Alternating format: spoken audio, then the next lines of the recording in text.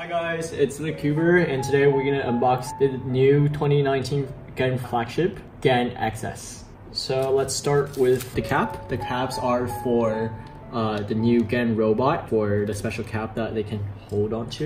New CFOP book. All the CFOP from F2L to OL to PL, all the algorithms and provided space under.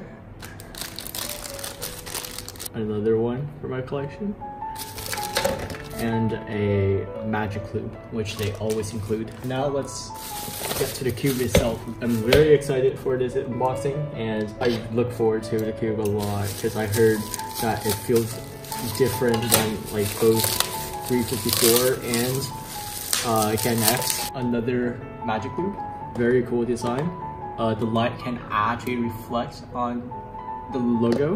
GAN XX. Here we go with the VIP card. I'm pretty sure. Here's the cube itself. I'm pretty sure it's 67 gram for full brightness, stickerless. Here's a new toolbox. I've never seen this before. I think this is a new spring system. It reminds me of like GTS 3, like how that dual spring system works. And another bag. Okay. Let's get to the cube itself.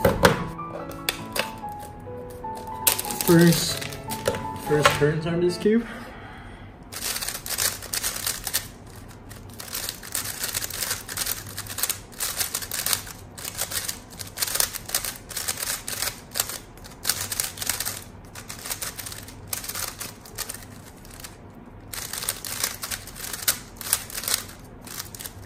It's very smooth, but let's hear the sound.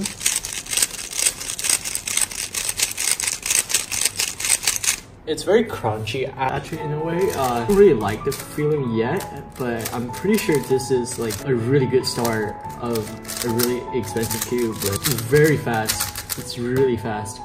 And I think that can be changed with the magnet system over here. If you push it in, I believe that makes the cube faster, and push it out makes it a lot more magnetic, so slower. Compared to cubes to 354 and GAN X, the one thing I feel about it is more crispy, sharp turnings, just like how the 356i, the Geiger cube, performed. And I love how that sounds actually, but for now, I still like the silky 354 feeling, and since I have a smaller hand, I prefer the turning. I believe that with break-in and lubing, I think this will be a great cube, but I can't say it right now, so I'll update after I tried some lube and break-in with this cube first for a while. As you can see here, this is my first average of 5 on this cube without any adjustments and lubing. The performance was okay. I got 10.8 average, which is not that good compared to my global average, which is about low 10, around 10.2, 10.3. It's a little bit higher.